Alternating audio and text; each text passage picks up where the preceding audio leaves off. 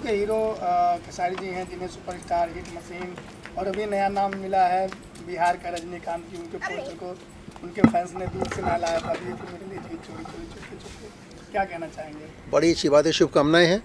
सिर्फ खेसारी जी को नहीं, हम सबको शुभकामनाएं हैं, पूरी जनता को शुभकामनाएं हैं।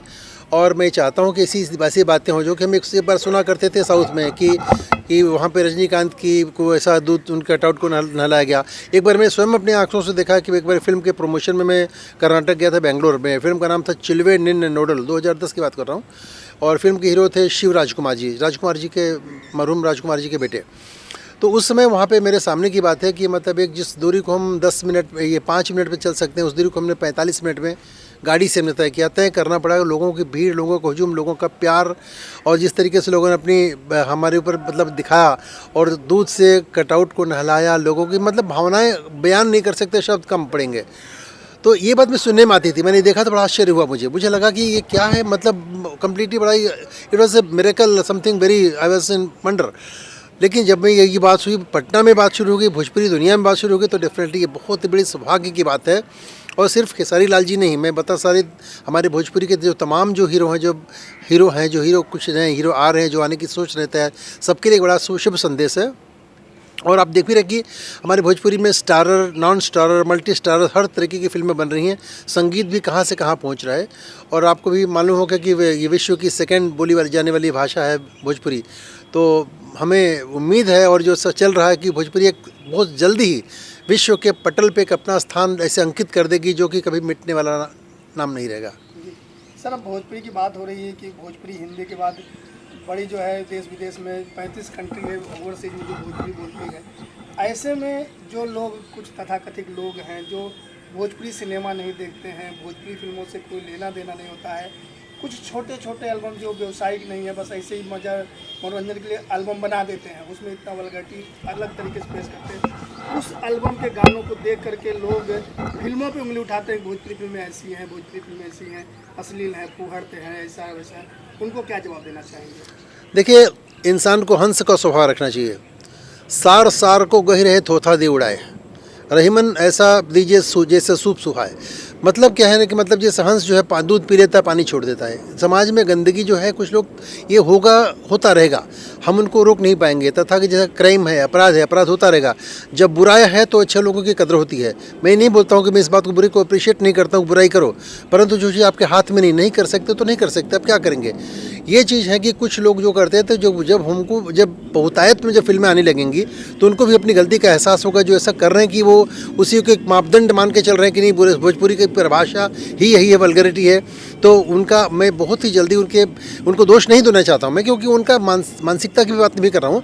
उनको ये बोलना चाहता हूँ कि एक इमेच्योर डिसीजन जो उनका है कि किसी फिल्म को देख करके पूरा मान लिया कि भोजपुरी समुदाय यही है, नहीं, ऐसा नहीं है।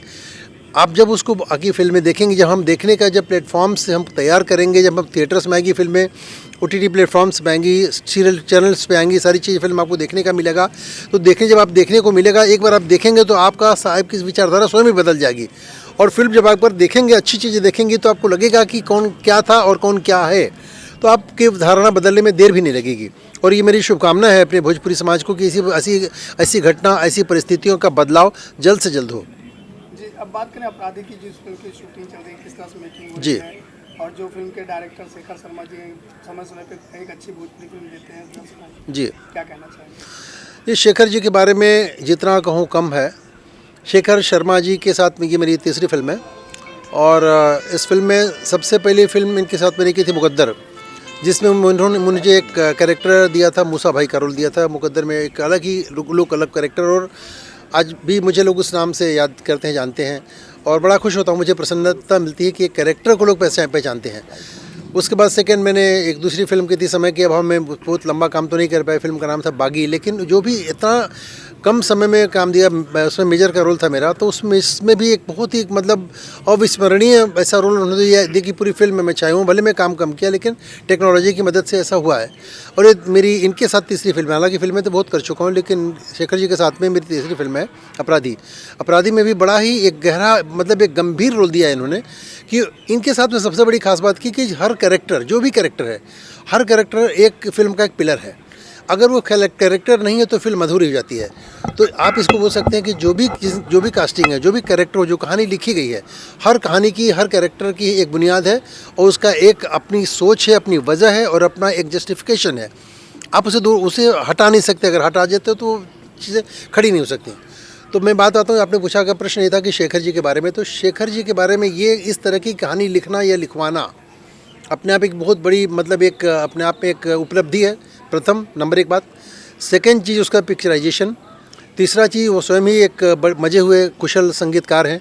तो उन्होंने जो संगीत के बारे में जो उनका निर्णय, संगीत के बारे में सोच, संगीत का पब्लिक को क्या अच्छा लगेगा, किस ढंग से हम क्या करें, उसमें एक मेलोडी लाना, अच्छे स्वरों का चुनाव करना, गाने को शब्दों का एक चयन करना, लिरिक्स के बारे में हर चीज़ का, कहाँ लाइव म्यूजिक के साथ में इंस्ट्रूमेंटल और क्या क्या तमाम चीज़ें, बहुत सारी राग बेस पे जो गाने बने हैं, जैसे शिवरंजनी राग है, पहाड़ी राग है, राग मालकोस है, बहार राग है, भैरवी राग है, मतलब अनगिनत जिन मतलब ये रागों का कोई मतलब अपने आप में सीमा नहीं है। आज की अनफॉर्चुनेट पार्टी है कि लोग इस बात को भूल चुके हैं, जानने की कोशिश नहीं करते राग क्या है। जब रागों के बारे में सुनेंगे तो हमें संगीत की समझ आएगी, संगीत की समझ में आएगी तो हम उसका आनंद लेंगे, तब हमें लगेगा कि हमारे गायक ने कितनी अच्छी मेहनत की है। तो शेखर जी का जो उनका जो अप्रोच है गानों के बारे में और जो एक वादी संगीत के बारे में, जो गाने के बारे में जो अप्रोच करता है, डेफिनेटली भले वो एक कहानी स्क्रिप्टिंग जो होती है, स्क्रिप्ट, डायलॉग्स, स्क्रीन प्ले, जो सारी चीज़ें होती हैं, इन चीज़ों का चयन परफेक्शन उनके साथ में जब चीज़ होता है और पिक्चराइजेशन पूरा ढंग से होता है तो समझिए कि सोने में सुहागा बन जाता है और उसमें 4 चांद लग जाते हैं। और वही 4 चांद आपके जब दिल में उतरता है तो आप उस फिल्म को वाह वाह करके उठते हैं। तो ये हमारी उपलब्धि है।